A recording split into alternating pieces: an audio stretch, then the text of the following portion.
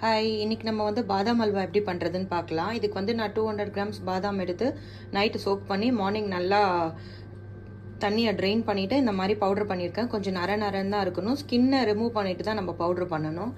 இப்போ ஒரு கடாயில் நம்ம இந்த பாதாம் பவுடர் போட்டுடலாம். சிம்மில் வச்சு தான் பண்ணணும். இப்போ இது கூட நான் வந்து 1 கப் சுகர் போட்டுக்கிறேன். இப்போ இது கூட வந்து நான் 1 கப் பால் வந்து குங்குமப்பூ போட்டு ஊற வச்சுருக்கேன்.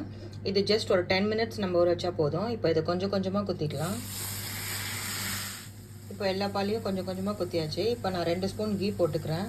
கீயும் நான் ஒரு கப் எடுத்து வச்சுருக்கேன். ஆனால் கொஞ்சம் கொஞ்சமாக தான் சேர்க்கணும். நம்ம சிம்மில் வச்சு தான் குக் பண்ணணும். நல்லா ஒரு 10 மினிட்ஸ் சிம்மில் வச்சு குக் பண்ணணும். இப்போ இன்னும் 2 ஸ்பூன் கீ குத்திருக்கேன் நான். இன்னும் 2 ஸ்பூன் பேலன்ஸ் இருக்குது. கொஞ்சம் நேரம் கழிச்சு குத்தலாம்.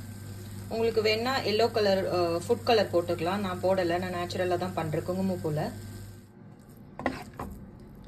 இப்போ நல்லா குக்காக எடுத்து இப்போ இந்த மாதிரி தானாக இதுவாகி வரணும். இன்னும் ஒரு 2 மினிட்ஸ் தான் குக்காக எடுத்து இப்போ ரெடி ஆகிடுச்சு. நான் பிளேட்டிங் பண்ணிவிட்டு காட்டுறேன். இப்போ பாதாம் அல்வா நான் பிளேட்டிங் பண்ணிட்டேன். ரொம்ப சூப்பராக வந்திருக்கு, யம்மியாக வந்திருக்கு. இப்போ நம்ம வந்து கிட்ஸுக்காக இந்த மாதிரி பேக்கிங் பேப்பர்லேயும் பேக் பண்ணி வைக்கலாம். நான் ஓப்பன் பண்ணி காட்டுறேன். இப்போ ஓப்பன் பண்ணி பாருங்கள், எவ்வளோ கீ இருக்குது, சூப்பராக இருக்குது.